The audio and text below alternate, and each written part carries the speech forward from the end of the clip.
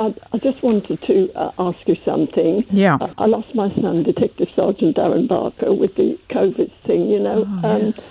And I desperately wonder why you didn't put pressure on the government at that time to have all the police vaccinated. He would be alive today had he been vaccinated. Was your lad in the Met, Sheila? Yes. He was? Yeah. OK. Well, I know the Commissioner feels it very keenly, but I have to put that question.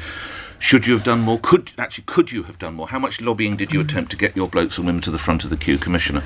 And I'm sure you want to offer commiserates to Sheila as well. First of all, Sheila, I didn't know Darren well, but I had met Darren, and I know a lot about him, and I hope you feel that colleagues from the Met have been supporting you as much as we possibly can in these terrible, tragic circumstances. My sincere condolences, and you are, putting your finger on something which was and is very close to my heart. I have been very loud behind the scenes about the case that there was for vaccination of police officers, and also publicly. I did and do believe that as a profession, my guys and girls were putting themselves at obvious risk. We carried on out on the streets. They did. They carried on doing their job, arresting people at the same rate, helping people in exactly the same ways they used to, not able to throw on loads and loads of personal protective equipment when you're running to a street fight or you're going to help somebody who's in extreme distress. And they were potentially, of course, despite our best measures to give them safety and equipment that would help them and guidance to help them look after themselves, they were likely to be transmitting potentially from their work to their family or from call to call. I thought the case was very strong, and in many other countries, of course, they did prioritise by occupation. Here, of course, NHS workers and social care workers, we completely understand. No police officer would be saying, we should be in front of the queue there. But I felt strongly about my frontline people, and I did ask and argue, and I went public on it as well.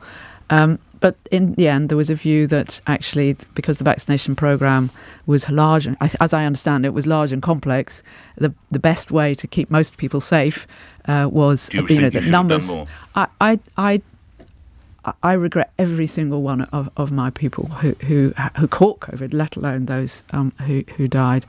I do feel I did my best, and I felt on at least two occasions that we were winning the argument. But this, of course, has been a virus which has changed and changed and changed again. And where was and the the government bolted? policy has. Was it the NHS? Was it the Home Office? Where could you not seem to clear a hurdle, Commissioner?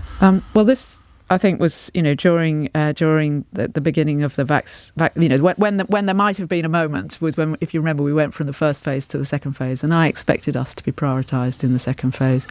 But the huge rollout, the complexity, the logistics of that, what we have been able to do, stopped that from the government and their advisors' point of view. What we have been able to do, though, is to get vaccines. Obviously, all our people have been shielding, or our older people, but of course mostly those aren't on the streets. They've had it. We've also been able to get a lot of our frontline officers prioritised if there's any, if you like, leftover vaccine at the end of the day. Okay. So huge numbers of our officers, even though quite young, are now vaccinated. But Sheila, that's no comfort to you, and I just send you my sincere condolences. As indeed do I, Sheila, and of course everyone involved. It's been a horrible time.